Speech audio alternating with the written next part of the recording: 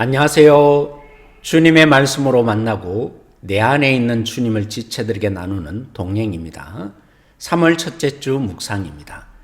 화요일부터는 제사장의 입장에서 제사 부분을 말씀해 주고 있습니다. 그래서 화요일은 번제와 소제를 다루죠. 수요일은 속죄제와 속건제를 다룹니다. 목요일은 화목제를 다루고요. 금요일은 제사장에게 돌려지는 화목 제물을 다룹니다.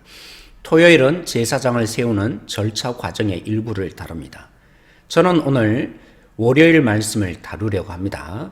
죄를 깨달아 하나님께 고백하여 드리는 제사로 속죄제가 있는데 속건제라는 것이 왜 또 필요한지 우리가 본문을 통해서 알게 될 것입니다. 속건제를 드리라고 하는 예를 든 세 가지가 오늘 본문에 나오는데요. 먼저 레위기 5장 15절 상반절을 읽어보십시다. 누구든지 여호와의 성물에 대하여 부지 중에 범죄하였으면 여호와께 속건제로 드리되, 하나님의 성물을 더럽히는 경우를 말하고 있죠. 5장 17절에서는 하나님의 계명을 어기는 경우를 예로 들고 있죠. 그리고 세 번째로 6장 2절에는 이웃의 물건을 빼앗을 때를 말합니다. 속건제를 통해 우리가 묵상할 수 있는 것은 죄라는 것은 하나님이든 사람이든 손해를 끼친다는 점입니다. 속건제에 만일 부지 중에 라는 표현을 살펴볼 필요가 있습니다. 5장 17절 읽어봅시다. 만일 누구든지 여호와의 계명 중 하나를 부지 중에 범하여도 허물이라. 그러니까 의도는 하지 않았는데 지은 죄를 용서받는 제사라고 오해할 소지가 있습니다. 그럼 계획하고 의도한 죄는 용서받지 못한다는 것이 되죠. 우리 성경이 잘 번역해 주었는데요. 부지 중에 범하여도 라고 했습니다. 죄인 줄 모르고 행한 죄, 그리고 그렇게 하고 싶진 않았는데 어쩔 수 없이 유혹에 넘어가 범하는 경우라도 그것은 죄라는 뜻입니다. 그러니까 계획하든 부지 중이든 죄를 깨닫고 하나님께 죄를 고백하는 자는 순양으로 제사를 드리는 속건제를 드리라는 것입니다. 5장 16절 읽어보겠습니다. 성물에 대한 잘못을 보상하되 그것의 5분의 1을 더하여 제사장에게 줄 것이요, 제사장은 그 속죄제의 순양으로 그를 위하여 속죄한 즉 그가 사함을 받으리라. 죄에 대한 보상은 하나님만이 아니라 사람에게도 마찬가지입니다. 그래서 6장 5절에도 사람에게도 손해본 것에 5분의 1을 더하여 배상하라는 것입니다. 그래서 속건제는 배상이라는 특징을 지닌 제사입니다. 여러분, 밀양이라는 영화를 보시면 아들을 죽인 범인이 하나님이 날 용서했으니까 난 이제 행복하다라고 하는 그 부분, 용서하라고 온 주인공에게 말하게 되죠. 근데 속건제를 알면 그런 용서가 잘못이라는 것을 깨닫게 됩니다.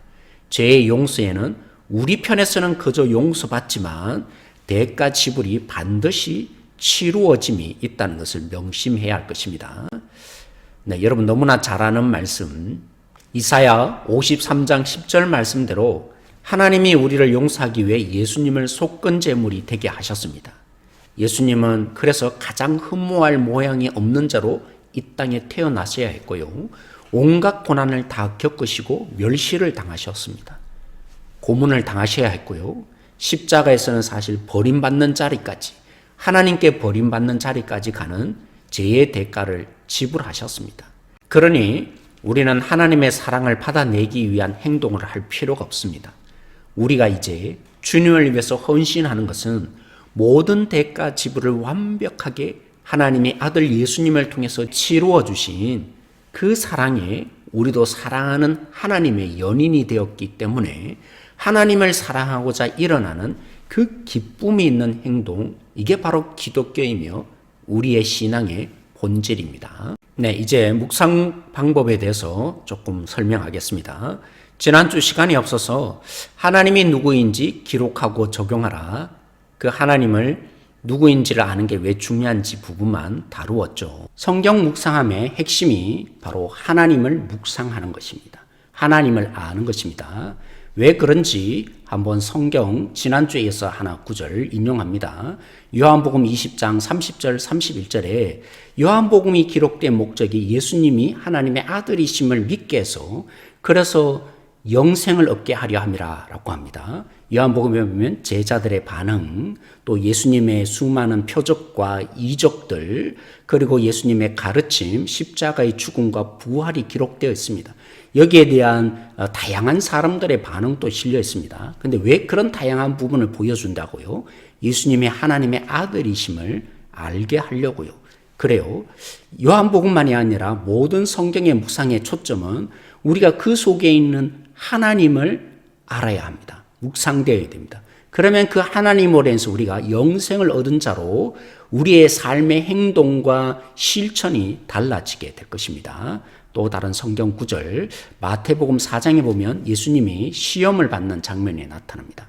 하나님의 아들로서 뭐든지 네 마음대로 하라는 사탄의 공격에 예수님은 나는 순종하는 아들이 되겠다. 그래서 사람이 떡으로만 살 것이 아니고 하나님의 입으로 나오는 모든 말씀으로 인해 산다라고 하신 것입니다.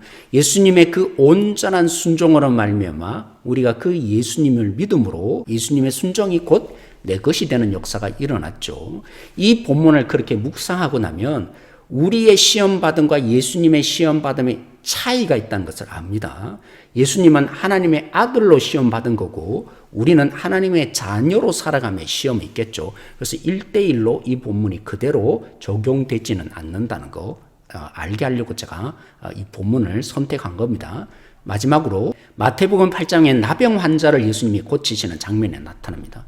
원래는 나병 환자 손을 대서는 안 됩니다. 가까이 해서도 안 되고요. 접촉해서도 안 돼요. 그러면 자신도 더러워진다. 이렇게 하나님 말씀하십니다.